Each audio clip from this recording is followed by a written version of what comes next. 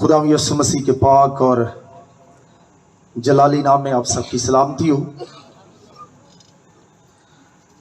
میرے لیے بڑے استحقاق کی بات ہے کہ آج رات ساہیوال کنونشن کی کمیٹی کی جانب سے مجھے یہ شرف بخشا گیا تاکہ میں یہاں پر آج کی رات خدا کے کلام کی خدمت کو سر انجام دوں۔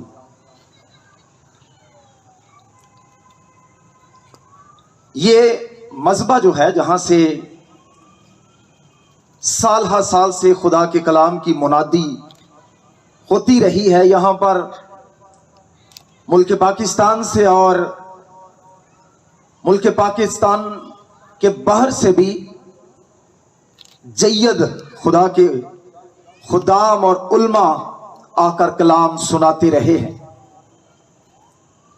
اس لیے آج اس جگہ پر کھڑا ہونا یہ میرے لیے انتہائی اعزاز اور استحقاق کی بات ہے۔ میں اپنی جنرل کمیٹی کے لیے بھی شکر گزار ہوں کہ انہوں نے مجھ طفل مکتب پر اعتماد کیا اور مجھے یہ شرف بخشا تاکہ میں اس کنونشن کے مبارک موقع پر خداوند کے کلام کی خدمت کو سر انجام دوں۔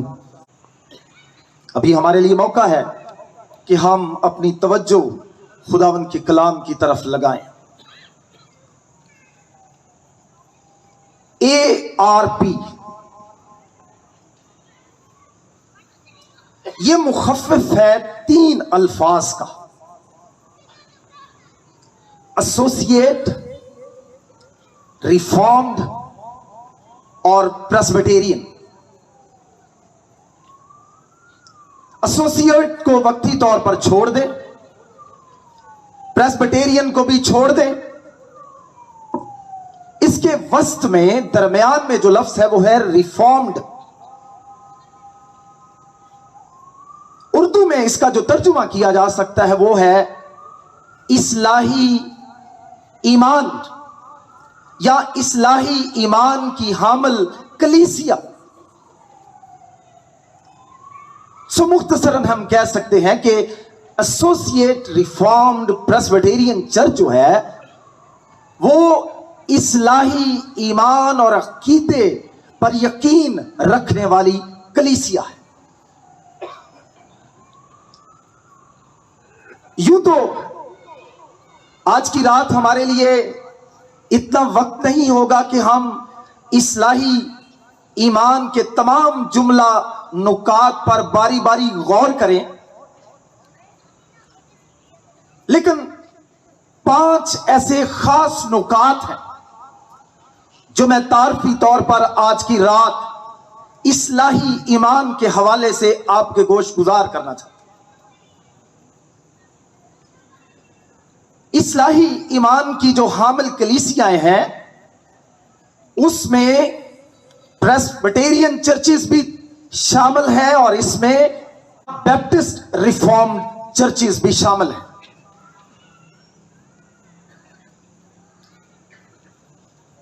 اب اصلاحی ایمان کی جو حامل کلیسیاں ہیں جس میں نے بتایا کہ پریسبیٹیرین اور بیپٹسٹ چرچز شامل ہیں، وہ کیلون کے 5 نکات پر خصوصی طور پر ایمان اور یقین رکھتے ہیں۔ اور یہ جو کیلون کے 5 نکات ہیں یہ اصلاحی ایمان کی حامل کلیسیاؤں کے لیے انتہائی معتبر نکات ہیں، اور ان نکات پر بپتسموی اور پریسبیٹیرین ایمان کی حامل کلیسیاں جو ہے وہ پختگی سے ایمان رکھتی ہیں۔ کیلون کے جو 5 نکات ہیں جو کہ پریسبیٹیرین نظام کا بانی تصور کیا جاتا ہے، اس نے جنیوا میں خدمت سر انجام دی، اور اس کی شہرہ افاد کتاب جو ہے وہ ہے the institute of Christian religion. اس کی تعلیمات جو ہیں مسیحی ایمان کے تعلق سے، اصلاحی ایمان کے تعلق سے، اس کا جو لب لباب ہے، جو خلاصہ ہے، وہ 5 نکات کے اندر پایا جاتا ہے۔ وہ 5 نکات کیا ہیں؟ اصلاحی ایمان پر یقین رکھنے والے لوگ جانتے ہیں کہ کیلون کے 5 نکات کو ٹیولپ سے بھی عبارت کیا جاتا ہے، یاد کیا جاتا ہے۔ ٹیولپ 5 انگریزی زبان کے الفاظ کا مجموعہ ہے، اور آج کی رات میں اصلاحی ایمان کے ان 5 نکات کا تذکرہ کر کے اپنے مضمون کی طرف آؤں گا۔ کیلون کے 5 نکات جو کہ اصلاحی ایمان کی حامل کلیسیاؤں کے ایمان کے بنیادی طور پر وہ 5 نکات ہیں۔ اس کا پہلا نقطہ ہے ٹوٹل ڈپریوٹی۔ اصلاحی ایمان کی حامل کلیسیاں اس بات پر ایمان رکھتی ہیں انسان گناہ کرنے کی وجہ سے قطعی یا کلی بگاڑ کا شکار ہو چکا ہے۔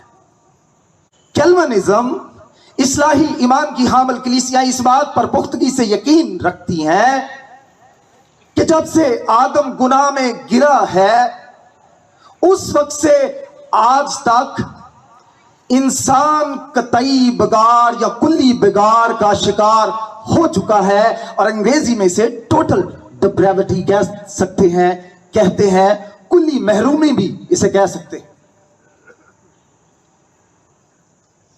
اصلاحی ایمان کا جو دوسرا نقطہ ہے، ٹی سے کیا ہوا؟ ٹوٹل ڈپریوٹی، قطعی بگاڑ یا کلی بگاڑ۔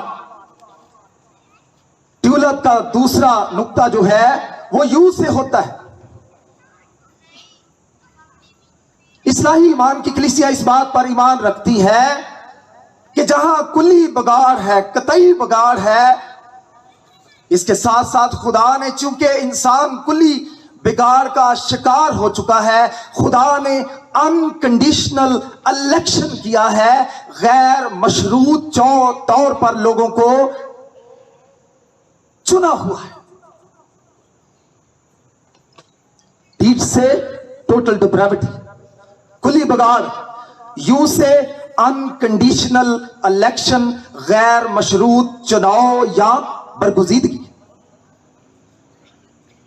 اصلاحی ایمان کا جو تیسرا نقطہ ہے، جسے کیلون کا تیسرا نقطہ بھی کہا جاتا ہے، وہ ہے لمیٹڈ اٹونمنٹ، محدود کفارہ۔ خداوند یسوع مسیح نے ساری دنیا کے لوگوں کے لیے جان نہیں دی ہے، بلکہ اس نے صرف ایک مخصوص طبقے کے لیے، دنیا کے کچھ خاص لوگ ہیں جن کو اس نے چنا ہوا ہے، ان کے لیے جان دی ہے۔ اور اس کے لیے جو بہترین آیت بطور دلیل پیش کی جاتی ہے وہ کیا ہے؟ اچھا چرواہا اپنی بھیڑوں کے لیے جان دیتا ہے۔ محدود کفارہ، انگریزی میں سے پرٹیکولر اٹونمنٹ بھی کہتے ہیں۔ ٹوٹل ڈپریوٹی، کلی بگاڑ، انکنڈیشنل الیکشن، غیر مشروط چناؤ یا برگزیدگی، لمیٹڈ اٹونمنٹ، محدود یا مخصوص کفارہ۔ ٹیولپ کا چوتھا نقطہ کیا ہے؟ آئی سے۔ اصلاحی ایمان کی کلیسیائیں اور کیلون اس بات سے متفق ہے کہ آئی سے مراد ہے ارسسٹیبل گریس، خدا کا غیر مزاحمتی فضل۔ چونکہ انسان کلی طور پر بگاڑ کا شکار ہے، قطعی بگاڑ کا شکار ہے، اس لیے خدا جب کسی انسان کو چنتا ہے، بلاتا ہے، توبہ کے لیے اسے اپنی طرف لاتا ہے، تو اپنا خاص فضل اس پر کرتا ہے، اور جب وہ اپنا خاص فضل انسانوں پر ظاہر کرتا ہے تو کوئی اس کے فضل کے سامنے ٹھہر نہیں سکتا ہے۔ کوئی انسان اس کے فضل کے آگے مزاحمت نہیں کر سکتا۔ irresistible grace.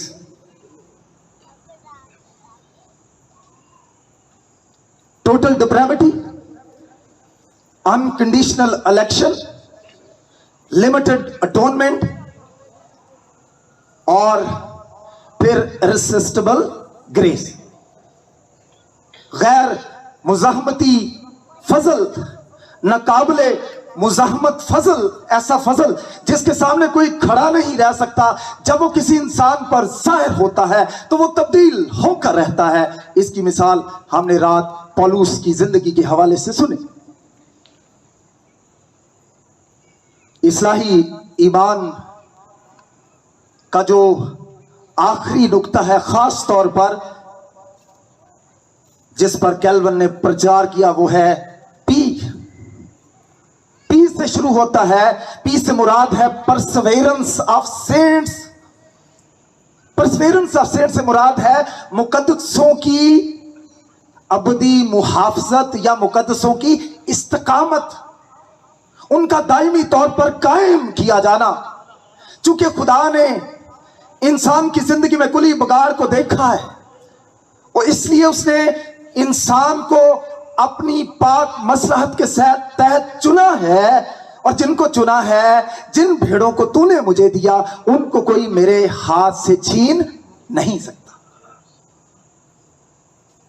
दायमी साबित कदमी या दायमी मुहाफजत, जिसे परसवेरेंस ऑफ सेंट कहा जाता है, मुकद्दसों की इस्तकामत भी कहा जाता है। ट्यूलअप, दोबारा से, टोटल डिप्रेविटी, कुल्ली बिगाड़ है इंसान की जिंदगी में गुनाह के बाइस।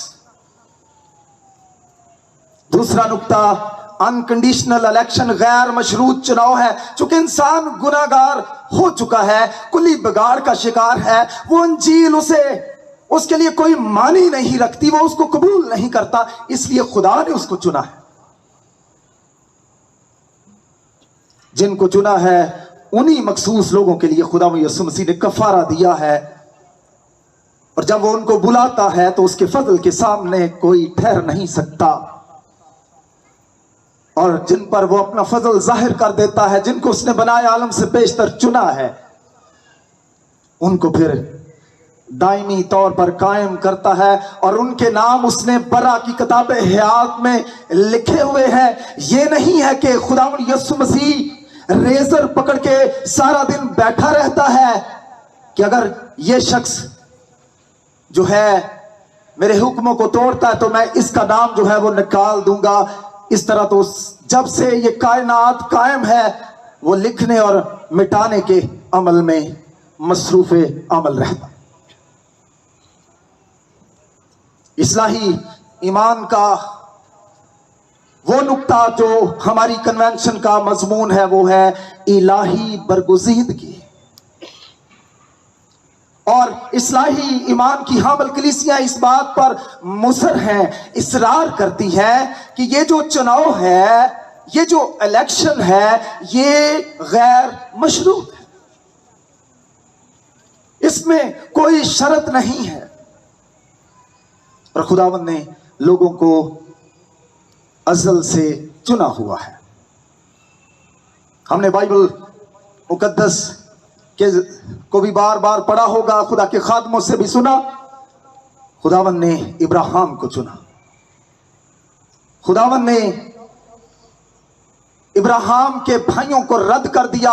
इब्राहिम भी बुत परस्त था, लेकिन खुदावंद ने उसे बुलाया और वो खुदावंद का चुनीता बंदा बन गया, बरगुज़ीदा बंदा बन गया। खुदावंद ने इब्राहिम को चुना और इब्राहिम के बाद खुदावंद ने उसके बेटे इसहाक को चुना। रात पादरी साहब ने बताया, इब्राहिम के 8 बेटे थे, कतूरा के भी बेटे थे, हाजरा से इस्माइल पैदा हुआ, वो भी बेटा था। खुदावंद ने बाकी सबको रद्द कर दिया, लेकिन खुदावंद ने किसको चुना? खुदावंद ने इसहाक को चुना। इसके बाद हम देखते हैं कि इसहाक की बीवी के बतन में 2 जुड़वा बेटे हैं, जिनमें से खुदा याकूब को चुनता है और खुदा ईसाऊ को रद्द करता है। और रोमियो के खत से हमने कल खुदा के खादम के वसीला से सुना کہ میں نے یعقوب سے محبت رکھی اور عیسو سے نفرت. اور پھر ہم دیکھتے ہیں کہ خداوند نے بنی اسرائیل قوم کو چنا، اور پھر ہم دیکھتے ہیں کہ خداوند نے مجھے اور آپ کو دیگر قوموں سے مختلف لوگوں کو چنا تاکہ وہ خدا کی بادشاہی اور اس کے خاندان کے لوگ بنے. میرے عزیزو، آج کی رات ہمارے سامنے ایک انتہائی اہم مضمون ہے جس کا انتخاب ہماری جنرل کمیٹی نے کیا ہے، اور وہ ہے الہی برگزیدگی. میرے عزیزو، آج کی رات اس کنونشن کے موقع پر جو حوالہ پڑھا گیا ہے وہ افسیوں کے خط کے پہلے باب کی 3 آیت سے لے کر 14 آیت کا حوالہ پڑھا گیا ہے. میں آپ کی معلومات میں اضافے کے لیے بتانا چاہتا ہوں کہ ابتدائی یونانی نسخوں میں افسیوں کی کتاب کے پہلے باب کا یہ جو حصہ ہے 3 آیت سے لے کر 14 آیت تک، یہ ایک ہی فکرے پر محیط ہے. کوئی فل سٹاپ نہیں ہے، کوئی پنکچویشن نہیں ہے، کوئی کولن نہیں ہے، کوئی سیمی کولن نہیں ہے. یہ پورا فکرہ ہے جو کہ 3 آیت سے شروع ہوتا ہے اور 14 آیت تک چلتا چلا جاتا ہے. شاید اس کی ایک وجہ یہ بھی ہے کہ قدیم یونانی نسخے ہوں یا عبرانی نسخے ہوں، اس وقت جب یہ ورثہ تحریر میں لائے گئے، اس وقت شاید زبانوں کے اندر اتنی ابھی جدت پیدا نہیں ہوئی تھی، نکھار نہیں آیا تھا.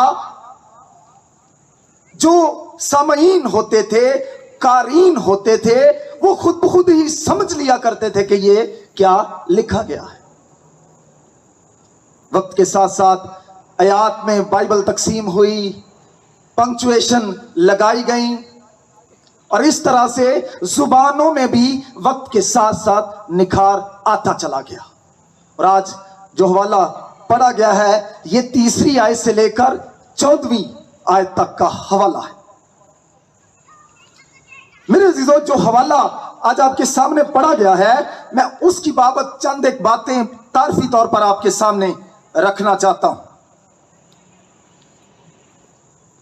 خداوند کا ایک خادم کہتا ہے کہ یہ جو حوالہ ہے افسیوں کے خط کے پہلے باب کی 3 آیت سے لے کر، اس میں دراصل خداوند کا بندہ پولس رسول جو ہے وہ خدائے ثالوث کی ستائش کر رہا ہے. وہ خدائے ثالوث کی حمد کر رہا ہے کسی خاص بات کے لیے. خداوند کا ایک خادم جس کا نام فینڈلے ہے، وہ اس حصے کی بابت 3 آیت سے لے کر 14 آیت کی بابت کہتا ہے، افسیوں کے خط کا یہ حصہ ایک خوبصورت دروازے کی طرح کام کرتا ہے. جس طرح ایک گھر کے باہر ایک خوبصورت گیٹ لگا ہوتا ہے، دروازہ لگا ہوتا ہے، اور جب لوگ اس گھر کے دروازے کی خوبصورتی کو دیکھتے ہیں تو وہ اس بات کا تصور کرنے لگ پڑتے ہیں کہ اندر گھر بھی خوبصورت ہوگا. اس لیے خداوند کے خادم فینڈلے نے کہا، خداوند کے کلام کا یہ حصہ 3 آیت سے لے کر 14 آیت تک ایک خوبصورت دروازے کی مانند ہے، جس کے ذریعے سے ہم افسیوں کے خط میں داخل ہو کر افسیوں کے خط اور خدا کے مکاشفات کی خوبصورتی سے محظوظ ہو سکتے ہیں، لطف اندوز ہو سکتے ہیں، خداوند کی ستائش کے گن گا سکتے ہیں. خداوند کا ایک خادم ولیم ہینڈرکسن ہے، یہ ریفارمڈ اسکالر ہوا. وہ کہتا ہے خداوند کے کلام کا یہ حصہ آسمان سے گرنے والے برف کے گولوں کی مانند ہے. खुदावंद के कलाम का ये हिस्सा आसमान से गिरने वाले गोलों की मानद है। जब ये गोले आसमान से पहाड़ों पर पड़ते हैं तो एक आवाज पैदा होती है। ये उस आवाज की मानद है, ये आसमान से गिरने वाले उन बर्फ के गोलों की मानद है। हमारे साहिवाल में तो कोई स्नो फॉलिंग नहीं होती, शायद हमें स्नो फॉलिंग का कोई तजर्बा नहीं है, लेकिन जो लोग मरी जाते हैं उनको इस बात का तजर्बा होगा कि इसका क्या मंजर होगा। मुझे भी कुछ साल कबल जब पहली दफा अमेरिका जाने का मौका मिला तो मुझे अपनी आंखों से इस बात का मुशाहिदा करने का मौका मिला कि बर्फ कैसे पड़ती है। ऐसे लगता है जैसे रुई जो है वो आसमान से नीचे गिर रही है और आपको कुछ भी नहीं होता। वक्त नहीं है कि मैं और बातें तारफी तौर पर इस खास हिस्से की बाबत कहूं, लेकिन अभी मैं इस खास हिस्से की तकसीम को आपके सामने रखना चाहता हूं। ये जो खास हिस्सा है 3री आयत से लेकर 14वीं आयत तक, इसे 3 हिस्सों में तकसीम किया जा सकता है। और किसी खुदावंद के खादिम ने कहा 4वीं आयत से लेकर 6ठी आयत तक खुदावंद का बंदा पौलुस रसूल जो है वो खुदा बाप के काम का बयान करता है कि खुदा बाप ने क्या किया है, क्योंकि ये सताइश से भरा हुआ नगमा है, एक गीत है। लेकिन 4वीं आयत से लेकर 6ठी आयत तक वो सबसे पहले किसकी सताइश करता है? खुदा बाप की।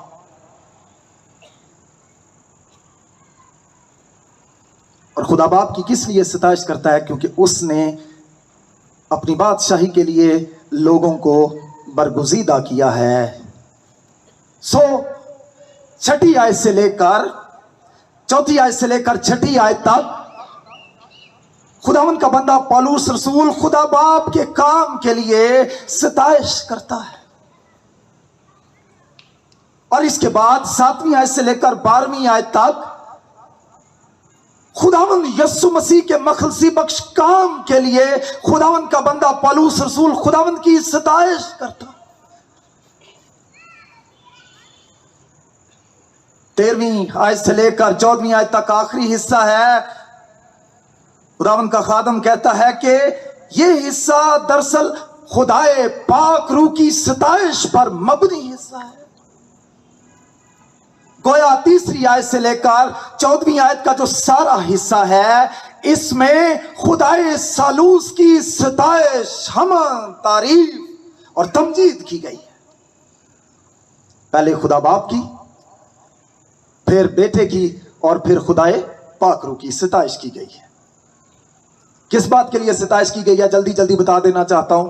खुदा बाप बरगुजीदा करता है। बेटे की किस लिए सताइश की गई है? वो खुदा बाप जो है वो अपने बेटे यीशु मसीह में बरगुजीदा करता है। और तीसरा जो हिस्सा है उसमें पाक रूह का तज़किरा पता किस लिए आया है? चुनता तो खुदा बाप है और यीशु मसीह में चुनता है, लेकिन मोहर किसके वसीले से लगाता है? खुदा के पाक रूह की बदौलत।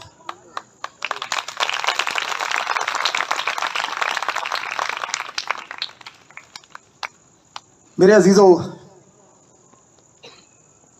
यह अमर दिलचस्पी से खाली नहीं है कि हर हिस्से का इख्तिताम खा 4वीं आयत से लेकर 6ठी आयत तक हो वो एक खास जुमले से होता है।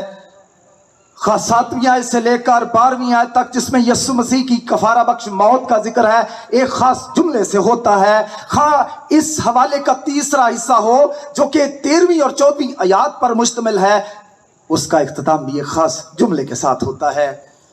और वो अल्फाज क्या हैं?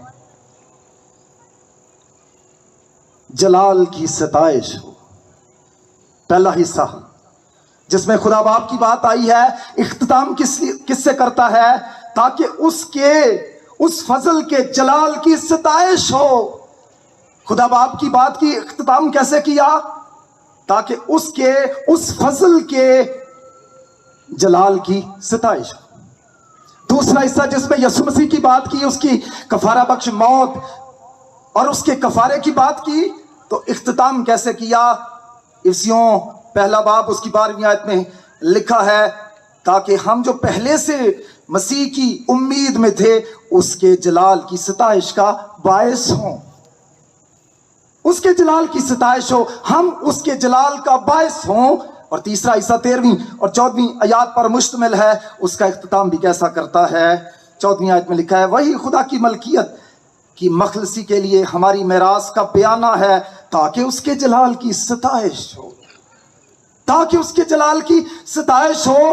پالوس گویا ایک ہی اصطلاح کو ہر بند کے اختتام میں استعمال کرتے ہوئے خداوند کی ستائش کرتا ہے.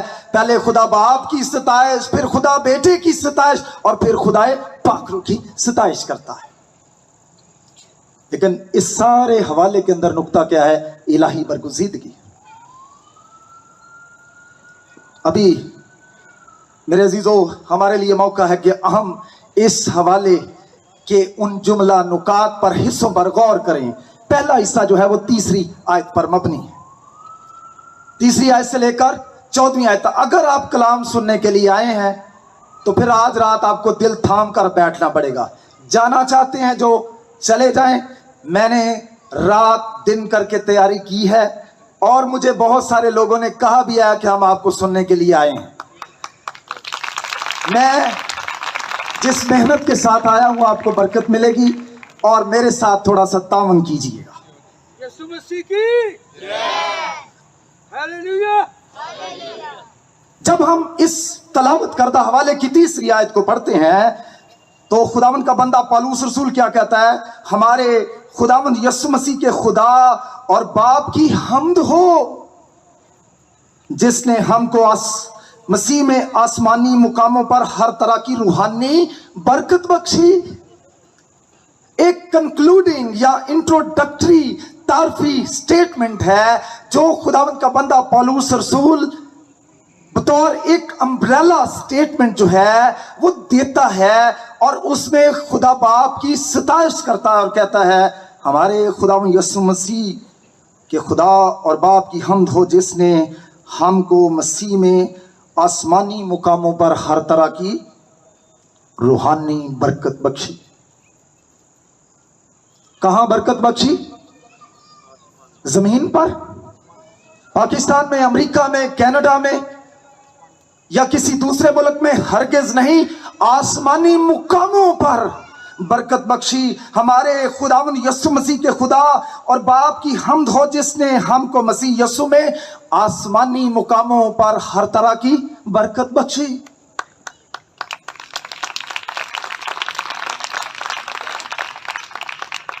توجہ کے ساتھ سنیے. خدا کے برگزیدوں کی برکات اس دنیا میں نہیں ہے، ان کی برکات آسمان پر ہے. اپنے واسطے زمین پر مال جمع نہ کرو جہاں کیڑا خراب کرتا ہے، زنگ خراب کرتا ہے، چور نقب لگاتے ہیں. اپنا مال آسمان پر جمع کرو تاکہ جہاں تمہارا مال ہو وہاں تمہارا دل بھی ہو. لیکن میرے عزیزو انسانی فطرت کا بگاڑ جو کہ اصلاحی ایمان کا پہلا نقطہ ہے، اس نے انسان کی سوچ پر اس قدر ڈیرا ڈالا ہے کہ وہ آسمان کی طرف دیکھتا ہی نہیں، وہ زمین کی طرف دیکھتا ہے، وہ نیچے کی طرف دیکھتا ہے، وہ دائیں دیکھتا ہے، وہ بائیں دیکھتا ہے. پالوس آج کی رات مجھے اور آپ کو کیا کہنا چاہتا ہے؟ ہمارے خداوند یسوع مسیح کے خدا اور باپ کی حمد ہو جس نے ہم کو مسیح میں آسمانی مقاموں پر ہر طرح کی روحانی برکت بخشی. جسمانی نہیں، روحانی، زمینی نہیں، آسمانی. آپ کی دلچسپی میں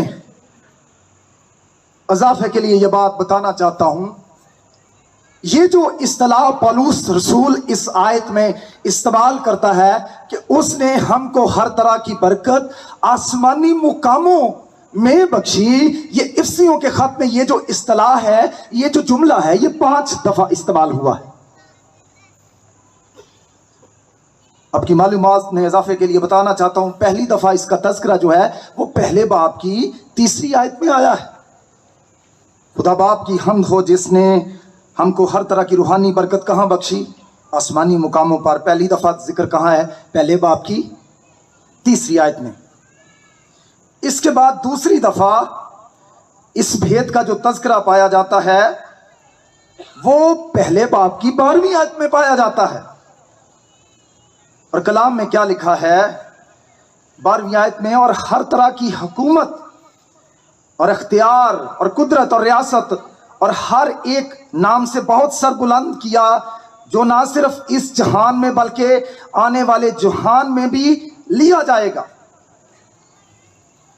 اس سے پیچھے جو خاص بات وہ خدا یسوع مسیح کے حوالے سے اور ایمانداروں کے حوالے سے کرتا ہے وہ 20ویں آیت میں ہے، جو اس نے مسیح میں کی جب اسے مردوں میں سے جلا کر اس نے اپنی داہنی طرف آسمانی مقاموں پر بٹھایا۔ پہلی بات وہ کیا کرتا ہے؟ اس نے ہمیں ہر طرح کی روحانی برکت کہاں پر بخشی؟ آسمانی مقاموں میں۔ پھر وہ آسمانی مقام کا ذکر کرتے ہوئے کیا کہتا ہے کہ اس نے اپنے بیٹے یسوع کو جب اس نے نجات کا کام مکمل کر دیا کہاں پر بٹھایا؟ آسمانی مقاموں میں۔ پھر میرے عزیزو دوسرے باب کی 6 آیت میں کہتا ہے اور مسیح یسوع میں شامل کر کے اس کے ساتھ جلایا اور آسمانی مقاموں پر اس کے ساتھ بٹھایا۔ جب اس نے اپنے بیٹے یسوع مسیح کو مردوں میں سے زندہ کرنے کے بعد اپنے ساتھ آسمانی مقاموں پر بٹھایا، اس نے تمہیں بھی جو اپنے گناہوں اور قصوروں کے سبب سے مردہ تھے تمہیں بھی اس نے زندہ کر کے انہی آسمانی مقاموں پر کیا کیا ہے؟ بٹھایا ہے۔ 3 دفعہ ہو گئی یہ اصطلاح اس خط میں، اور چوتھی دفعہ پھر وہ تیسرے باب کی 10ویں آیت میں اس بات کا تذکرہ کرتا ہے کہ تمہیں معلوم ہو جائے جو آسمانی مقاموں میں ہیں، معلوم ہو جائے۔ اور پھر افسیوں کے خط کے 6 باب کے اندر وہ کہتا ہے ہمیں گوشت اور خون سے کشتی نہیں کرنی بلکہ شرارت کی ان روحانی فوجوں سے جو کہاں پر ہیں؟ آسمانی مقام۔ 5 دفعہ کس چیز کا ذکر کر رہا ہے؟ آسمانی مقاموں کا۔ آسمانی مقام، آسمانی مقام، آسمانی مقام۔ ہماری لڑائی، ہمارے جھگڑے ہمیشہ زمینی مقامات، زمینی عہدوں، رتبوں اور مرتبوں کے لیے ہوتے ہیں۔ پولس رسول اس حوالے کے ذریعے سے افسس کی کلیسیا کی توجہ جو ہے وہ آسمان میں چھپی برکات کی طرف لگانا چاہتا ہے۔ اور تیسری آیت کے اندر دوسرا خاص بھید جو وہ ظاہر کرتا ہے وہ کہتا ہے ہمارے خدا یسوع مسیح کے خدا اور باپ کی حمد ہو جس نے ہمیں آسمانی مقاموں میں ہر طرح کی روحانی برکت بخشی۔ کس میں بخشی؟ مسیح میں۔ مسیح میں ہر طرح کی برکت بخشی۔ آپ کی معلومات میں اضافے کے لیے بتانا چاہتا ہوں پولس رسول کے 13 خطوط ہیں، اور یہ جو اصطلاح ہے مسیح میں ہر طرح کی روحانی برکت جو ہے وہ آسمانی مقاموں پر بخشی ہے، مسیح میں، خداوند میں، اس میں، یسوع میں، بار بار یہ الفاظ جو ہیں وہ آپ پولس کے 13 خطوط میں پڑھتے ہیں۔ آپ کی معلومات میں اضافے کے لیے بتانا چاہتا ہوں 164 دفعہ پولس رسول کے 13 خطوط میں یہ اصطلاح جو ہے وہ مستعمل ہے، 164 دفعہ۔ اور یہ بھی دلچسپی کی بات بتانا چاہتا ہوں کہ صرف افسیوں کے خط میں، مسیح میں، خداوند میں، اس میں یہ جو اصطلاح ہے یہ 36 دفعہ استعمال ہوئی ہے۔ میرے عزیزو، پہلی بات جو میں نے عرض کی کہ وہ خدا باپ کی حمد کرتا ہے اور وہ کہتا ہے کہ اس نے تمہارے لیے مسیح خداوند میں، مسیح یسوع میں ہر طرح کی روحانی برکت جو ہے وہ آسمانی مقاموں میں بخشی ہے۔ وہ کلیسیا کی توجہ جو ہے وہ آسمانی مقاموں کی طرف لگانا چاہتا ہے. آج بہت ساری ایسی کلیسیاں ہیں, بہت سارے ایسے مناد ہیں جو کہ لوگوں کی توجہ آسمان سے ہٹا کر وہ زمین کی طرف لگانا چاہتے ہیں, اور وہ لوگوں کو خدا کے کلام کی بنیادی سچائیوں سے دور لے جانا چاہتے ہیں, اور کہتے ہیں اگر آپ خدا یسوع مسیح کو قبول کر لیں گے آپ بیمار نہیں ہوں گے, آپ کا بینک بیلنس کبھی ختم نہیں ہوگا, آپ کو کسی قسم کا کوئی خطرہ لاحق نہیں ہوگا. میرے عزیزو, پالوس رسول آج کی رات یہاں پر کس بات کے لیے ستائش کرتا ہے؟ ہمارے خداوند یسوع مسیح کے خدا اور باپ کی حمد ہو جس نے ہمیں مسیح یسوع میں آسمانی مقاموں پر ہر طرح کی روحانی برکت بخشی. برکتیں ہماری کہاں پر ہیں؟ آسمان پر ہیں. کس کے ذریعے سے ہیں؟ یسوع مسیح میں ہیں. خزانہ آسمان پر ہے ہمارا, کیا کمی ہم کو؟ صداقت اس کی لیکن دل میں پائے جس کا جی چاہے. ہو سکتا ہے تھوڑا میں غلط کر رہا ہوں, اس کا دوسرا مصرع جو ہے وہ ہے تلاش زر میں عمر اپنی گوائے جس کا جی چاہے. میرے عزیزو, آج کی رات جو پہلا بنیادی نقطہ میں اس آیت کے ذریعے سے آپ کی توجہ کے لیے رکھنا چاہتا تو وہ یہ تھا کہ خدا کے لوگوں کو ہمیشہ اپنی نظریں جو ہیں وہ زمین کی حقیقتوں کی طرف نہیں لگانی بلکہ آسمانی حقیقتوں اور سچائیوں کی طرف لگانی ہے, اور ان سچائیوں میں سب سے بڑی سچائی ہے الہی برگزیدگی. آئیے اب ہم دوسرے حصے کی طرف بڑھیں جو کہ 4 آیت سے لے کر 7 آیت تک ہے. اس میں کیا کہتا ہے؟ چنانچہ اس نے ہم کو بنائے عالم سے پیشتر اس میں چن لیا تاکہ ہم اس کے نزدیک محبت میں پاک اور بے عیب ہوں. سب سے پہلی بات جو اس دوسرے حصے کے اندر پائی جاتی ہے, خاص طور پر 4 آیت سے لے کر 7 آیت کا جو حصہ ہے, اس میں خداوند کا بندہ پالوس رسول سب سے پہلے الہی برگزیدگی کے منبع اور ماخذ کو, برگزیدگی کے سرچشمہ حیات کو پیش کرتا ہے کہ یہ برگزیدگی کرنے والا کون ہے.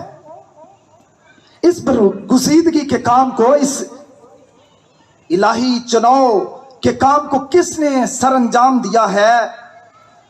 اور اس آیت کے اندر وہ کیا کہتا ہے؟ چنانچہ اس نے ہم کو بنائے عالم سے پیشتر اس میں چن لیا تاکہ ہم اس کے نزدیک محبت میں پاک ہوں.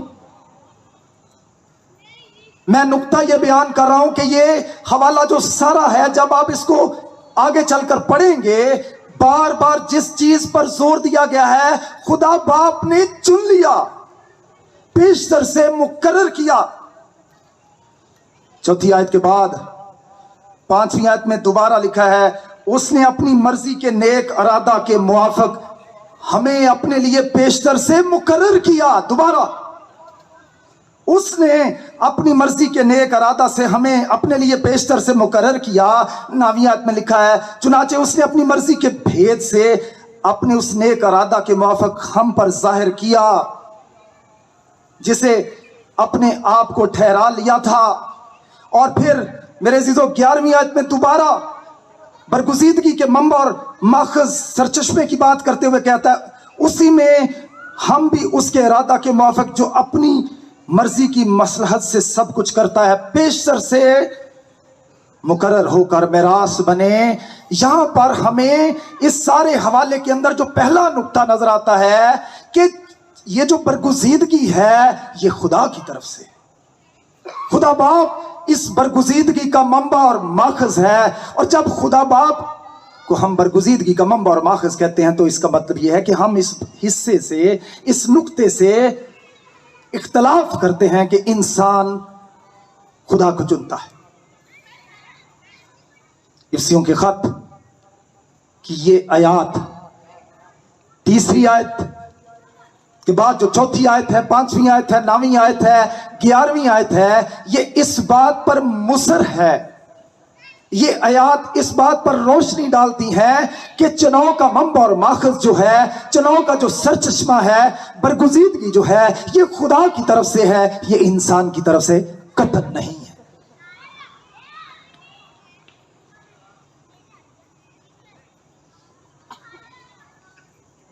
چلتے چلتے ڈاکٹر اسلم ضیائی کے حوالے سے ایک بات کرنا چاہتا ہوں۔ ایک دفعہ انہوں نے پیر طیب بخش سلیم کا ذکر کیا۔ ان کی ایک بڑی مشہور کتاب بھی ہے حیات المسیح، اور MI کی طرف سے ایک اور کتاب ان کی چھپ چکی ہے، چھوٹا سا کتابچہ ہے جس میں وہ خدا یسوع مسیح کی تدفین اور اس کی جو قیامت ہے اس کا دفاع کرتے ہیں۔ تسلیب قیامت المسیح ان کی کتاب ہے۔ اگرچہ کچھ بائبل مقدس کے جو سنجیدہ طالب علم ہیں وہ انہیں علامہ ابراہیم یوسفی کے نام سے بھی جانتے ہیں۔ ایک دفعہ انہیں کسی سیمینار میں بلایا گیا، اور جب انہیں کسی سیمینار میں دعوت دی گئی تاکہ وہ وہاں پر جا کر تعلیمی خدمت کو سر انجام دیں، تو پہلے وہاں پر جو میٹنگ لیڈ کر رہا تھا شخص، خدا کا خادم تھا، اس نے کہا پیر صاحب آپ ہمیں بتائیں آپ نے خدا یسوع مسیح کو کب قبول کیا؟ پیر طیب بخش سلیم نے کہا میری ہستی کیا، میرا وجود کیا کہ میں خداوند کو قبول کروں یا میں اس کو چنوں، یہ تو خدا کا فضل ہے، یہ تو خدا کی محبت ہے کہ اس نے مجھے اپنی بارگاہ اقدس میں چن لیا، برگزیدہ کیا۔ برگزیدگی جو ہے یہ خدا کی طرف سے ہے۔ برگزیدگی کا جو منبع اور ماخذ ہے وہ انسان نہیں ہے، انسان خدا کو نہیں چنتا بلکہ خدا انسانوں کو چنتا ہے۔ اسی لیے خدا یسوع مسیح نے کہا تم نے مجھے نہیں چنا بلکہ میں نے تمہیں چن لیا۔ رات بھی یہ بات ہو رہی تھی، زکئی میں کیا فن تھا، خداوند نے اس کو چنا، اور خداوند نے کیا کہا آج اس گھر میں نجات آئی۔ خداوند نے متی محصول لینے والے کو چنا، دیگر شاگردوں کو چنا، ان میں کیا خواص تھے، ان کی کیا خوبیاں تھی؟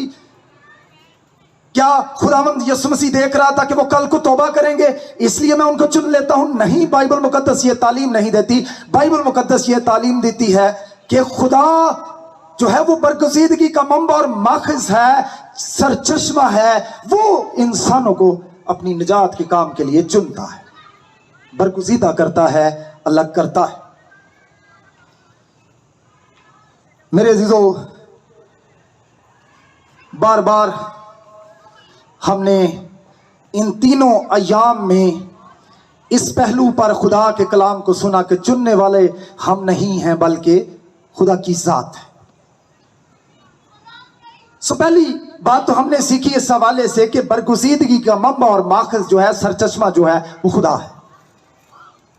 دوسرا ایک عام نقطہ جو اس حوالے کے اندر اور اس کی چوتھی آیت کے نظر آتا ہے، زمانہ برگزیدگی کی بات پولس کرتا ہے۔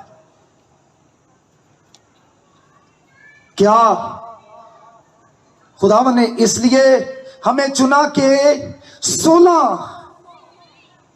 اکتوبر کی رات اتوار کے روز تقریباً 9:30 بجے کے قریب لوگ خداوند یسوع مسیح کو قبول کریں گے، خدا باپ کے بیٹے کے وسیلے سے جو نجات کا انتظام کیا گیا ہے اس کو قبول کریں گے؟ اس لیے کیا اس نے چن لیا ہے؟ اور کیا یہ چناؤ آج ہوگا یا کل ہوگا یا پرسوں ہوگا یا زمانوں کے اختتام پر ہوگا؟ یہ حوالہ اس حقیقت سے بھی پردہ اٹھاتا ہے کہ برگزیدگی کیے جانے کا زمانہ کیا ہے، دور کیا ہے، وقت کیا ہے۔ چوتھی آیت میں کیا لکھا ہے؟ چنانچہ اس نے ہمیں بنائے عالم سے بہتر چن لیا۔ Before the foundation of the world, before the creation، جب کچھ نہیں تھا، جب مخلوقات ابھی وجود میں بھی نہیں آئی تھی، خدا نے اپنے فضل کے طفیل ہمیں بنائے عالم سے پیشتر چن لیا. اور یہی حقیقت وہ چوتھی آیت میں بیان کرتا اور یہی حقیقت وہ پانچویں آیت میں بیان کرتا اور کہتا ہے اس نے اپنی مرضی کے نیک ارادہ سے ہمیں اپنے لیے بیشتر سے مقرر کیا. اب ہو سکتا ہے آپ کہیں کہ یہ حقیقت تو صرف حفظیوں کے خط میں، اس کا جو چناؤ ہے، اس کے چناؤ کا جو زمانہ ہے، یہ ہماری تاریخ کے سال، دن اور ایام، روز، گھنٹے نہیں ہیں، منٹ نہیں ہیں، سیکنڈز نہیں ہیں، دقیقے نہیں ہیں، ثانیے نہیں ہیں، بلکہ اس نے ہماری برگزیدگی کا جو زمانہ ہے، اس نے کب سے لوگوں کو اپنے کام کے لیے الگ کیا ہے؟ بنائے عالم سے پیشتر سے. یہ بھی الہی برگزیدگی کے نقطے پر مہر کرتی ہے کہ چناؤ جو ہے، برگزیدگی جو ہے، یہ بھی خدا کی طرف سے ہے، کیونکہ بنائے عالم سے پیشتر تو ہم نہیں تھے، ہمارا تو کوئی وجود بھی نہیں تھا. اگر اس نے اس وقت چنا، ہمیں مقرر کیا، تو جو کچھ آج ہیں یہ ہم کس کے طفیل ہیں؟ خداوند کے طفیل ہیں. برگزیدگی کا منبع اور ماخذ سرچشمہ کون ہے؟ خدا ہے. برگزیدگی کا زمانہ کیا ہے؟ ہماری تاریخ کے یہ سال اور کیلنڈر ماہو سال نہیں ہے، بلکہ برگزیدگی کا سارا کام جو ہے وہ بنائے عالم سے پیشتر ہوا ہے. رومیوں کے خط کے 8ویں باب کی 29ویں آیت میں لکھا ہے جن کو اس نے پہلے سے جانا، جن کو اس نے پہلے سے جانا، ان کو پہلے سے مقرر کیا. جن کو مقرر کیا اس نے ان کو بلایا، ان کو اس نے راست باز ٹھہرایا اور ان کو جلال بخشا. سو برگزیدگی کا سارا کام جو ہے وہ تاریخ کے اندر نہیں ہوتا، بلکہ بنائے عالم سے پیشتر یہ سارا کام جو ہے وہ ہوتا ہے. تیسرا نقطہ جو میں اس حوالے سے آپ کے سامنے رکھنا چاہتا ہوں وہ یہ ہے کہ یہ جو برگزیدگی ہے یہ ایک سمت رکھتی ہے، اس کا ایک ہدف ہے. یہ ایسے نہیں ہے کہ برگزیدہ کر لیا ہے، بلکہ اس کا ایک ہدف ہے، اس کا ایک ٹارگٹ ہے. اور اس حوالے کے اندر تقریباً 3 اہداف کا ذکر جو ہے خداوند کا بندہ پولس رسول کرتا ہے کیوں اس نے برگزیدہ کیا. اور چوتھی آیت میں لکھا ہے چنانچہ اس نے بنائے عالم سے پیشتر اس میں چن لیا تاکہ ہم اس کے نزدیک محبت میں پاک اور بے عیب ہوں. چناؤ کا پہلا مقصد جو ہے، ہدف جو ہے وہ کیا ہے؟ ہم پاک ہوں. ہم پاک نہیں تھے، ہم پاک بن نہیں گئے تھے اور پھر اس نے چن لیا، یا اس نے دیکھا کہ ہم پاک بن جائیں گے اس لیے چن لے. نہیں، اس نے ہمیں پاک بنانے کے لیے چن لیا. چنانچہ اس نے بنائے عالم سے پیشتر اس میں چن لیا تاکہ ہم اس کے نزدیک محبت میں پاک ہوں. پہلی چیز کس مقصد کے لیے خداوند نے مجھے اور آپ کو برگزیدہ کیا ہے؟ پاک ہونے کے لیے. مسیحی لوگوں کا بلاوا پاکیزگی کے لیے ہے. کلام میں لکھا خدا سے اس پاکیزگی کے طالب رہو جس کے بغیر کوئی خدا کو نہ دیکھے. مبارک ہے وہ جو پاک ہیں کیونکہ وہ خدا کو دیکھیں. پاک دل ہے. میرے عزیزو، ہمارا بلاوا، ہماری برگزیدگی جو ہے وہ پاکیزگی کے لیے ہے. ہم کسی بھی کلیسیا سے تعلق کیوں نہ رکھتے ہوں، ہم کسی بھی شہر، ہم کسی بھی ملک سے کیوں نہ تعلق رکھتے ہوں، اگر ہم سمجھتے ہیں کہ واقعی ہم برگزیدہ لوگ ہیں، خدا کے بلائے ہوئے لوگ ہیں، تو ہمیں اس بات کو بھولنا نہیں ہے کہ ہم کس مقصد کے لیے، کس ہدف کے لیے بلائے گئے ہیں؟ پاک ہوں.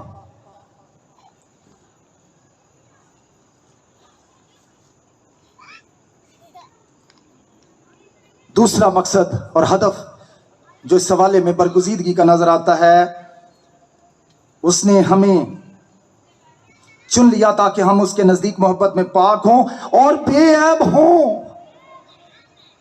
پاک تو ہو جب ہم یسوع مسیح کو قبول کرتے ہیں تو اس کے بیٹے یسوع کا خون ہمیں تمام گناہوں سے کیا کر دیتا ہے؟ پاک کر دیتا. بلا شبہ ہم پاک کیے جاتے ہیں, ہمارے سارے پاپ جو ہیں وہ دھو دیے جاتے ہیں, ہم برف کی مانند جو ہے وہ صاف شفاف اور براق ہو جاتے ہیں. لیکن پاک ہونے کے بعد جو اگلا مرحلہ ہے, جو اگلا ہدف جو ہے, جو اگلا ٹارگٹ برگزیدوں کا ہونا چاہیے, وہ ہونا چاہیے بے عیب ہونا. بے عیب ہونے سے مراد یہ ہے کہ کوئی ہماری طرف انگلی نہ کر سکے. خداوند کا بندہ پالوس اپنے خطوط کے اندر بے عیب ہونے کے حوالے سے ایک بڑی اہم بات بطور نصیحت کرتے ہوئے اپنی مثال دیتا ہے. ہم کسی بات میں ٹھوکر کھلانے کا کوئی موقع نہیں دیتے تاکہ ہماری خدمت پر حرف نہ آئے.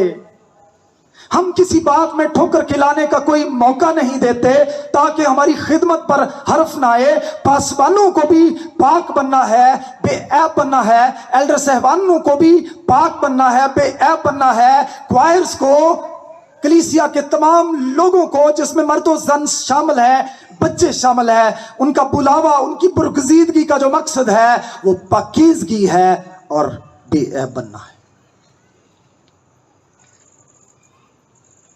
بننا, بنے ہوئے نہیں تھے اور پھر اس نے ہمیں چن لیا یا الگ کر لیا, بلکہ کس لیے اس نے ہمیں بلایا, چنا, تاکہ ہم پاک ہوں اور بے عیب ہوں.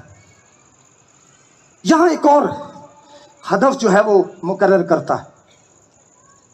کس لیے خداوند نے لوگوں کو چنا ہے, بنایا عالم سے بیشتر, ان کو الگ کر لیا ہے. 5ویں آیت میں ایک اور ہدف کا ذکر کرتا ہے, اور اس نے اپنی مرضی کے نیک ارادہ کے موافق ہمیں اپنے لیے بیشتر سے مقرر کر دیا تاکہ یسوع مسیح کے وسیلے سے اس کے لے پالک بیٹے بیٹیاں ہوں. ہمارا بلاوا, ہماری برگزیدگی, ہمارا چناؤ خدا نے پاکیزگی کے لیے, بے عیب ہونے کے لیے, تاکہ کوئی ہماری طرف انگلی نہ کر سکے, اور ہمیں یہ استحقاق بخشنے کے لیے کیا ہے تاکہ جس طرح یسوع اس کا اکلوتا بیٹا ہے, ہم بھی اس کے کیا بن جائیں, لے پالک بیٹے اور بیٹیاں بن جائیں. لیکن جتنوں نے اسے قبول کیا اس نے انہیں خدا کے فرزند بننے کا حق بخشا, یعنی انہیں جو اس کے نام پر ایمان لاتے ہیں. آج کی رات اگر آپ سمجھتے ہیں اور فخر کرتے ہیں میں برگزیدہ ہوں, میں تو خدا کا چنا ہوا ہوں, اگر آپ اس بات کے بھید سے ناواقف ہیں, ناشنا ہیں کہ مجھے پاک ہونے کی کوئی ضرورت نہیں ہے, مجھے بے عیب رہنے کی کوئی ضرورت نہیں ہے, یا مجھے لے پالک ہونے کا ثبوت نہیں دینا, تو ہمیں اپنے رویے پر توجہ کرنے کی ضرورت ہے. خدا نے ہمیں پاک ہونے کے لیے, بے عیب ہونے کے لیے, اور اپنے لے پالک بیٹے اور بیٹیاں بنانے کے لیے بنائے عالم سے بیشتر چنا ہے. ہمیں ان اہداف کو, ان ٹارگٹس کو بطور برگزیدہ ہوتے ہوئے کبھی اپنی نظروں سے اوجھل نہیں کرنا. ایک اور ٹارگٹ کا ذکر وہ رومیوں کے خط کے 8ویں باب کی 29ویں اور 30ویں آیت میں کرتا ہے. رومیوں کے خط کے 8ویں باب کی 29ویں اور 30ویں آیت میں کرتے ہوئے کہتا ہے, کیونکہ جن کو اس نے پہلے سے جانا ان کو پہلے سے مقرر کیا, جن کو اس نے پہلے سے جانا ان کو پہلے سے مقرر کیا کہ اس کے بیٹے کے ہم شکل ہوں, تاکہ اس کے بیٹے کے ہم شکل ہوں. برگزیدگی کا جو مقصد ہے, برگزیدگی کا جو ٹارگٹ ہے, ہدف ہے, وہ پاک بننا, بے عیب بننا, خدا کے لے پالک بیٹے بیٹیاں بننا, اور یسوع مسیح کے ہم شکل بننا. اسی لیے تو پالوس جب خدا یسوع مسیح کی پہچان میں بڑھنے لگا تو وہ کلیسیا کو نصیحت کرتے ہوئے کہتا ہے, تم میری مانند بنو جیسے میں مسیح کی مانند بننا بنتا جاتا ہوں. میرے عزیزو, ہمارا برگزیدگی کے بیت سے واقف اور آشنا ہو جانا کافی نہیں ہے, بلکہ ہمیں برگزیدگی کے اہداف کو اپنی ساری زندگی اپنی نظروں کے سامنے جمائے رکھنا ہے۔ ہو سکتا ہے پاکیزگی، ہو سکتا ہے بے عیب بننا، خدا کے لبالغ بیٹے بیٹیاں ہوتے ہوئے خدا کی صفات اپنی زندگیوں سے ظاہر کرنا، خداوند یسوع مسیح کے ہم شکل بن کر اس دنیا میں گزارنا آپ کے لیے مشکل ہو، لیکن آپ نے اس بات سے بے دل نہیں ہونا، پریشان نہیں ہونا، کیونکہ صادق 7 بار گرتا ہے مگر پھر اٹھ کھڑا ہوتا ہے۔ جے کبھی وہ ڈگ پوے بھی نہ ڈگیا رہے گا تے اودا ہاتھ سنبھالتا ہے خداوند پاک خدا۔ بہت ساری ویکنسز جب ہم خداوند کے ساتھ چلتے ہیں ہماری زندگیوں کا حصہ ہوتی ہیں، لیکن جب ہم اپنی برگزیدگی میں بڑھتے چلے جاتے ہیں تو وہ علائشیں جو ہیں، وہ لغزشیں جو ہیں ہماری زندگی کا حصہ ہوتی ہیں۔ جب ہم پاک بننے اور بے عیب بننے اور خدا کے لبالغ بیٹے بیٹیاں بننے اور یسوع مسیح کے ہم شکل بننے کے اہداف کو اپنے سامنے رکھ لیتے ہیں تو ہم روز بروز نکھرتے چلے جاتے ہیں۔ میرے عزیزو، برگزیدگی کا منبع اور ماخذ سرچشمہ خدا ہے۔ برگزیدگی کا زمانہ بنائے عالم سے بیشتر ہے۔ اس حوالے کے مطابق برگزیدگی جو ہے اس کے 3 اہداف ہیں، اور چوتھے ہدف کا ذکر میں نے رومیو کے خط کے 8ویں باب کی 29ویں اور 30ویں آیات سے آپ کے سامنے کیا۔ برگزیدگی بغیر ہدف اور ٹارگٹ کے نہیں ہے، ہمیں ان باتوں کو ہمیشہ اپنی نگاہ میں رکھنا ہے۔ اب برگزیدگی جو ہے وہ خدا نے کی کس لیے ہے؟ آخری بات، جب ہم اس حوالے کو پڑھتے ہیں تو بار بار جس چیز کا ذکر جو ہے وہ خداوند کا بندہ پولس رسول کرتا ہے، وہ کس چیز کا تذکرہ کرتا ہے؟ پہلے ہم پڑھ لیں پہلے باب کی 6 آیت میں، تاکہ اس فضل کے جلال کی ستائش ہو۔ خداوند نے جو برگزیدگی کی ہے وہ کس لیے کی ہے؟ تاکہ اس کے جلال کی ستائش ہو کہ اس نے یہ کام سر انجام دیا ہے، نہ کہ مجھ میں اور آپ میں کوئی لیاقت تھی جس کے باعث اس نے ہمارا انتخاب کیا، چناؤ کیا۔ نہیں، جو کچھ کیا اس لیے کیا تاکہ اس کے جلال کی ستائش ہو۔ اگر میں اس قابل ہوتا، اس اہل ہوتا، مجھ میں یہ خوبیاں، یہ خواص ہوتی، تو میرے عزیزو فخر کس کا بنتا تھا؟ میرا بنتا تھا، آپ کا بنتا تھا۔ اگر چناؤ خدا نے کیا ہے تو ہمارے پاس فخر کی کوئی گنجائش نہیں ہے۔ فخر سارا جو ہے، ساری عزت جو ہے، سارا جلال جو ہے وہ کس کو جاتا ہے؟ وہ خدا باپ کو جاتا ہے۔ داون نے جو برگزیدگی کا کام کیا ہے وہ کس لیے کیا ہے؟ تاکہ میری ستائش نہ ہو، تاکہ کسی انسان کی ستائش نہ ہو، بلکہ خدا باپ کی اپنی ستائش۔ اس لیے اس نے اس سارے کام کو انجام دیا ہے۔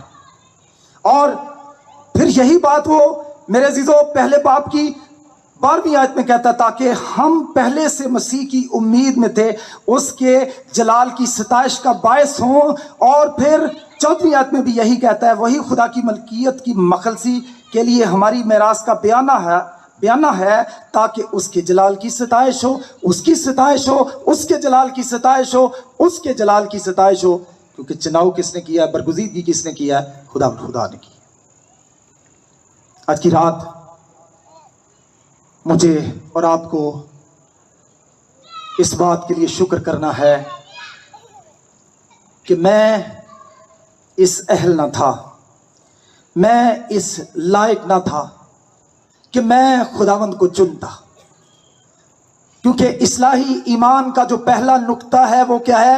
قطعی بگاڑ، کلی بگاڑ۔ انسان کی سرشت جو ہے وہ گناہ آلودہ ہے، اور وہ اس قدر आलूदा है कि वो कभी खुदा की सच्चाइयों को कबूल करने के अहल है ही नहीं, और वो इन पर तवज्जो भी नहीं करता और ना वो करना चाहता है। इसलिए खुदा ने बनाया आलम से पेशतर मुझे और आपको चुना है ताकि उसके जलाल की सताइश। इसलिए मेरे अजीजों, मैं ये समझता हूं कि ये मज़मून हमारे लिए 3 हवाले से बड़ी अहमियत का हामिल है। पहली बात, इलाही बरगुज़ीदगी मेरे और आपके अंदर हलीमी और फरोतनी पैदा करती है। अगर मैं और आप खुदावंद को चुनते, अगर हम में कोई लियाकत, कोई खूबी या कोई सलाहियत, कोई एबिलिटी होती और हम उसका चुनाव करते, तो हम खुदावंद के हुजूर जाकर उसकी बादशाही में भी कहते, मैंने तेरे हुजूर बड़ी मेहनत की है, मैंने तुझे कबूल किया, मैंने ये किया, मैंने ये किया। लेकिन मेरे अजीजों, इलाही बरगुज़ीदगी का जो अकीदा है, इलाही बरगुज़ीदगी का जो मुकाशफा खुदा के कलाम में मुनकशफ हुआ है, ये हमें सिखाता है कि हमें हलीम रहना है, क्योंकि चुनाव हमने नहीं किया बल्कि उसने हमारा चुनाव किया। रात भी यही हवाला पढ़ा गया। करंथियों के खत के पहले बाब की आखिरी आयत में बड़ी खूबसूरत बात लिखी गई है, भाइयों अपने बुलाए जाने पर निगाह करो। जिस्म के लिहाज से बहुत से हकीम, बहुत से इख्तियार वाले, बहुत से अशराफ नहीं बुलाए गए। खुदा ने दुनिया के बेवकूफ़ों को चुन लिया हकीमों को शर्मिंदा करे। खुदा ने दुनिया के कमज़ोरों को चुन लिया कि ज़ोरावरों को शर्मिंदा करे। खुदा ने दुनिया के कमीनों और हकीरों को बल्कि बेवजूदों को चुन लिया ताकि मौजूदों को नेस्त करे। किस लिए, क्यों चुन लिया? ताकि कोई बशर खुदा के सामने फ़ख्र ना करे। मेरे अज़ीज़ों, इलाही बरगुज़ीदगी जो है ये हमारे हर तरह के सारे फ़ख्र को दूर करके हमें हलीम और फरोतनी का दरस देती है। जो कुछ है वो आज खुदावंद के फजल के तुफैल है। इसलिए आज की रात जब आप इलाही बरगुज़ीदगी के मज़मून को अपने सामने रख रहे हैं, 3 दिनों में भी आपने सुना है, तो आज की रात पहली चीज जिसके लिए आपको शुक्र करना चाहिए वो ये है, खुदावंद मैं तेरा शुक्र करता हूं कि मैंने तुझे नहीं चुना। शायद मैं कोशिश भी करता तो मैं इस अहल ना होता कि मैं तुझे चुन लूं, क्योंकि मेरी फितरत कुल्ली तौर पर बिगड़ी हुई है, मैं कतई बिगाड़ का शिकार था। लेकिन मैं तेरा शुक्र करता हूं कि तूने मुझे चुन लिया है। ये पहलू हमारे अंदर, हमारी जिंदगी में हलीमी और फरोतनी को क्या करता है? पैदा करता है। दूसरा अहम ख्याल, इलाही बरगुज़ीदगी जो है वो मसीही जिंदगी की दौड़ में आगे बढ़ने के लिए हमें हौसला तसल्ली देती है। खुदावंद ने हमें चुना है, कोई बात नहीं, गिर पड़ेंगे तो खुदावंद हमें फिर उठा खड़ा करेगा। खुदा के लोग भी गिरते हैं, गिरते रहे हैं। इसलिए अगर कोई गिर जाए तो उसे गिरा हुआ देखकर हमें मुस्कुराना नहीं है, हंसना नहीं है, तानो तशनी नहीं करनी, उस पर इल्जाम तराशी के पहाड़ नहीं तोड़ देने हैं। खुदा के लोग बाइबल मुकद्दस के आगाज ही से जब आप पढ़ते हैं, इब्राहिम ने 2 मरतबा झूठ बोला और लेकिन खुदावंद ने उसे चुना हुआ था। वो क्या कहलाया? ईमानदारों का बाप। खुदा के लोग गलतियां करते रहे हैं, गुनाहों में गिरते रहे हैं, लेकिन मैं ये बताना चाहता हूं, आज ये नुक्ता खास आपके सामने रखना चाहता हूं। बरगुज़ीदगी जो है ये हमें मसीही जिंदगी की दौड़ में आगे बढ़ने के लिए हिम्मत देती है, हौसला देती है कि हम खुदावंद में महफूज हैं। इस्लाही ईमान का जो आखिरी नुक्ता मैंने बताया था, मुकद्दसों की इस्तकामत, मुकद्दसों की दायमी मुहाफ़ज़त, परसेवरेंस ऑफ सेंट, वो इस बात की यकीन दिलाती है जिन भेड़ों को तूने मुझे दिया है उनको कोई मेरे हाथ से छीन नहीं सकता। इलाही बरगुज़ीदगी हमें हौसला देती है, हम खुदावंद में महफूज हैं। अगर गिर गए हैं कोई बात नहीं, खुदावंद का पाक रूह हमें फिर उठाएगा और वो उठाता है। इलाही बरगुज़ीदगी हमारे सारे फ़ख्र को मिलिया मेट करती है, हमें हलीम और फ़रोतन बनाती है। इलाही बरगुज़ीदगी हमें मसीही ज़िंदगी में आगे बढ़ने की हिम्मत और तौफ़ीक देती है। ये नहीं कहता कि पा चुका या कामल हो चुका हूं, मगर उस निशान की तरफ दौड़े चला जाता हूं। हमें मसीही जिंदगी की दौड़ में बढ़ते चले जाना है। जो बातें पीछे रह गई हैं उनको भूलकर मैं आगे चला जाता हूं। और ये हमारे लिए बरगुज़ीदगी जो है, इलाही बरगुज़ीदगी जो है, मसीही जिंदगी की दौड़ के लिए एक तसल्ली, एक हौसला अफजाई फराहम करती है। तीसरा और आखिरी नुक्ता बयान करके अपने पैगाम को ख़त्म करूंगा। इलाही बरगुज़ीदगी जहां हलीम और फ़रोतन बनाती है, हमारे सारे फ़ख्र को मिलिया मेट करती है, हमें तसल्ली देती है। कोई बात नहीं, खुदावंद ने हमें चुना हुआ है, हम खुदावंद के बरगुज़ीदा हैं। गिर गए हैं, खुदावंद हमें उठाएगा। इलाही बरगुज़ीदगी हमें खिदमत के लिए दिलेरी फराहम करती है। और वो दिलेरी क्या है? आप खुदा का कलाम सुनाएं, आप मिशनरी बनकर दुनिया के कोने कोने में जाएं। खुदावंद ने बनाए आलम से पेशतर पहले ही लोगों को अपने जलाल के लिए चुना हुआ है। जब आप खुदा का कलाम सुनाएंगे, मुसर बुलाहट जब लोगों के पास पहुंचेगी, वो अंजील को कबूल करेंगे और वो मेरी बादशाही के शहरी बनेंगे। इलाही बरगुज़ीदगी हमें अंजील की बशारत के लिए, कन्वेंशंस करने के लिए, इबादती प्रोग्राम्स और बड़े बड़े रूहानी इज्तिमात करने के लिए हौसला अफजाई फराहम करती है, दलेरी बख्शती है कि खुदा ने तो बनाए आलम से पेशतर पहले ही काम किया है, हमने जाकर क्या करना है? सिर्फ बीज बखेरना है। लेकिन उसने अपनी बादशाही के लिए तो लोगों को पहले ही चुना हुआ है।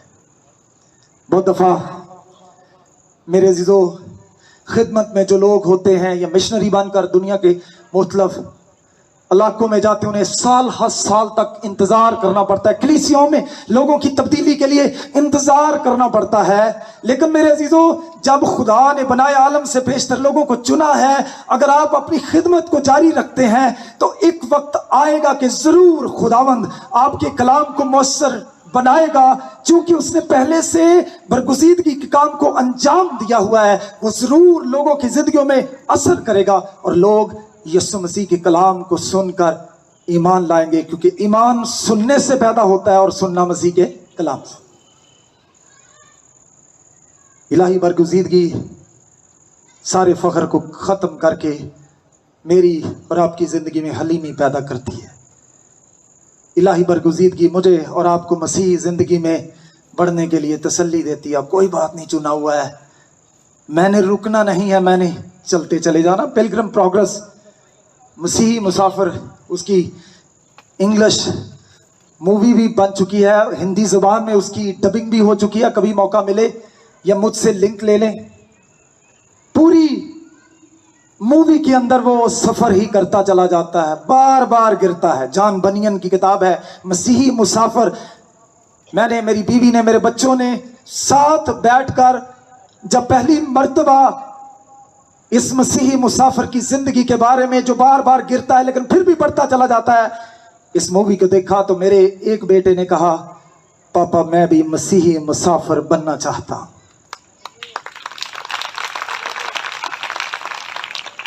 इलाही बरगुज़ीदगी हमें हौसला देती है कि हमने चलते चले जाना है, बढ़ते चले जाना है, रुकना नहीं है। अगर कोई गलती, गुनाह हमारी जिंदगी से सरज़ोद हो गई है, तौबा करनी है, माफ़ी मांगनी है और यीशु मसीह के कदमों में आ जाना है। और फिर खुदावंद की उस दौड़ में फिर से जो है आपने मशगूल हो जाना है। आपने खिदमत के काम को दिल बर्दाश्ता होकर छोड़ नहीं देना। आपको इस बात को हमेशा सामने रखना है, खुदा ने बनाए आलम से पेशतर लोगों को चुना है, वो ज़रूर अपने कलाम के ज़रिए से लोगों को अपनी बादशाही के लिए तब्दील करेगा और वो खुदा की बादशाही के शहरी होंगे। खुदावंद आज के कलाम के वसीला से आप सबको बरकत दे। Thank you.